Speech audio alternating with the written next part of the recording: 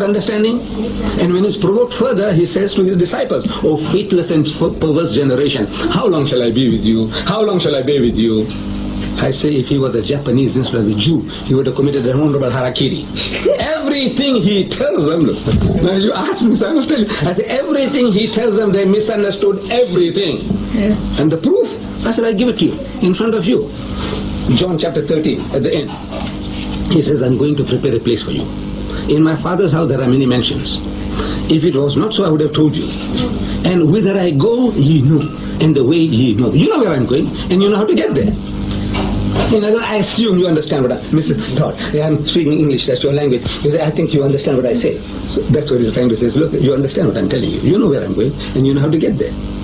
The answer is, Lord, we know not whither thou goest, and how can we know the way? The man said, look, you know what I'm talking about. He said, no, I don't know what you're talking about. See, Jesus is talking about spiritual matters. His disciples are thinking of geographical locations. They're thinking about Bloemfontein, Kimberley, Nelspruit. He is talking about spiritual matters. They are thinking, therefore they say, look, I don't know where you're going, and I don't know how to get there. So in answer to that, Jesus says, he said, I am the way, the truth, and the life. No man cometh unto the Father but by me. The Zulu says, too heavy. You know, look, he said, look, I am the way. If you want to know where I'm going, the way to God is personified in me. Real life is personified in me. Truth is personified in me. Look at me. If you want to go where I'm going, you follow me. You will reach there. It's too heavy. So they said, look, all this what you're talking about is sitting over your heads. He said, look, just show us the Father and it suffices us. All this what you're talking about, fancy things, I don't know what you're talking about. Just show us God, and that will give us satisfaction enough. So Jesus says, Philip, you have been with me for so long.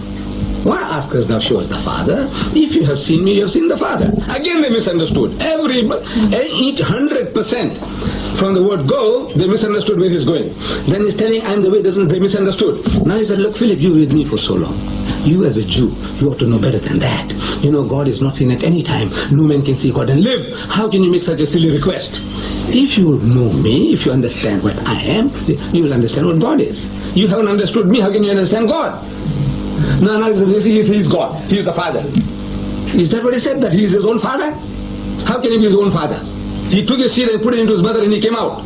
No, I said, look, you see, the trouble is, this Jewish book, the Bible, is a Jewish book, full of Jewish metaphors and similes, of which the Westerner has got no experience whatsoever. Please forgive me. I'm talking about your DDs. You see, I've talked to them, your DDs and your professors. I said, look, you haven't got a concept. You are using a Jewish book with Jewish metaphors and similes about which you have no experience. So what was metaphorical to the Jew has become literal to the Greek. And they are the pioneers of that message to the Western world. And you in turn to the Indians and the Africans. You are looking at a Jewish book through Greek glasses. You see, the Jews, no, please. I don't know what's allowed. Is anybody Greek here? You see, through Greek glasses, you see, the Jews had the idea of sons of God. Sons of God mean a righteous person, holy person.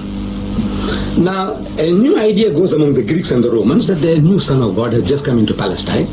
You know, a man of God. Now, what was metaphorical? Yeah. Because God has got sons by the tons in your Bible. Book of Genesis chapter 6 says, and the sons of God saw the daughters of men, that they were fair, and they took them to wife all that they chose.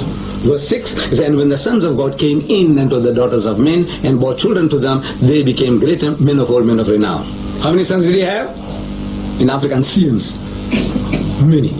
Then in the book of Exodus, God says, Israel is my son, even my firstborn. In the book of Jeremiah says, Ephraim is my son, even my firstborn. Then in the New Testament we are told, any as are led by the Spirit of God are the sons of God. It means if you follow the will and plan of God, you are a godly person. In the language of the Jew, you are a child of God, son of God. That's what it meant. But now that message goes among the Greeks, and they had the man gods beyond counting. They had the Jupiter, the god of heaven, Vulcan, the god of fire, Neptune, the god of the sea. Zeus was the father of all these gods with his many wives and many children. This is mythology. Pure mythology. But to a people who believe in mythology, mythology is not mythology, it's real. So they were imagining that this guy Zeus was sitting on some planet with his wives, many wives and children, and he was sending his sons into the world. His Horus, his Isis, his Osiris, his Apollo, his Gemini.